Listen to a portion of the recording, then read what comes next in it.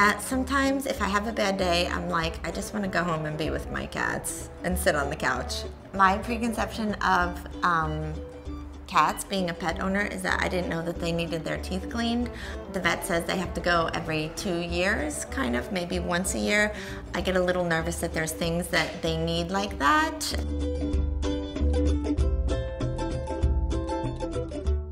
I found Junebug because I was at somebody's house photographing and I was packing up all my gear and leaving, and on their porch they had 2 strays that they were feeding, and all of a sudden this little tiny calico came walking across the porch, and the mom went to feed her and she was like, meow, and she was tiny, like 1 pound, and she was like, do you know anybody that wants a cat?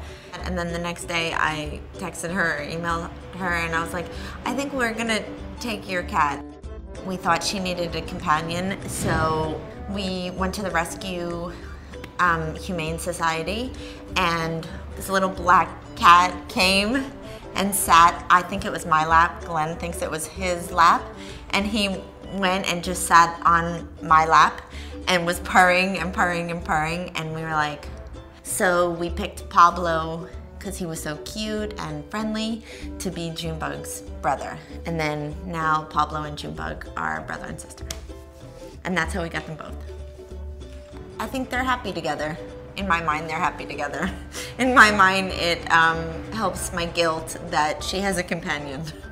We don't travel with them.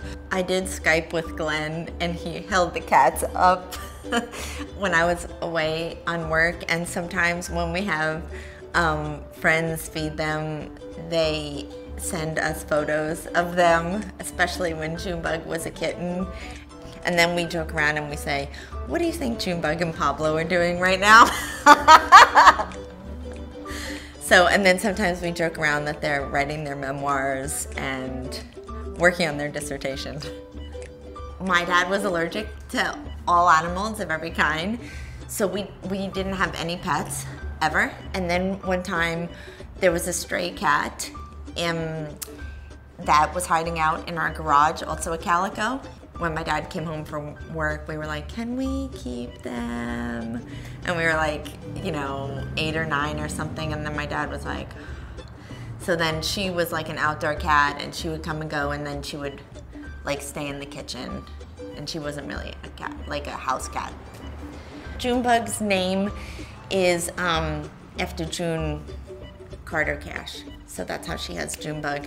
And then since she has like her namesake is, you know, pretty famous, Pablo's, he's really such a love and he's like cuddled a lot. So now it's really after Pablo Neruda. So that's how his name is Pablo. So that's how they have their names. Pablo and Junebug have very different personalities. Junebug is really sassy. We like to joke that when Junebug lived in Highland Park, she had her own gang because she would be like all over the neighborhood, and like you would come home and she'd be like on the flatbed of somebody's truck. And then Pablo's kind of a wimp, like, and he was like really skittish, and he was never an outdoor cat. And when people come over, like Junebug likes strangers, and then Pablo kind of hides and stuff.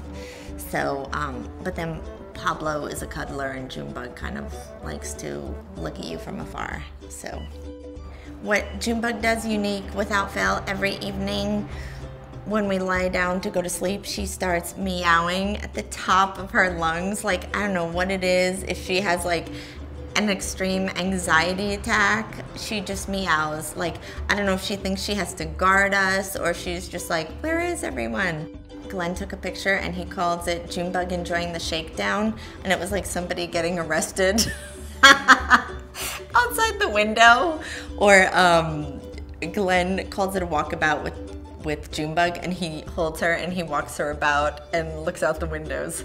I feel like we will have a cat for a really long time because they live for 15 years. So I feel like when you get a cat, you definitely will have it as long as it lives. So we have a 15-year commitment here to Junebug and Pablo. Our female cat is not as affectionate as Pablo, who's our boy cat, he's really affectionate and he loves to be played with. And Junebug is kind of ferocious and she likes to be wrestled with. But they'll let you play with them, but you have to get a lot of cat toys. And we got a tree for them in the bathroom, and they like to climb that.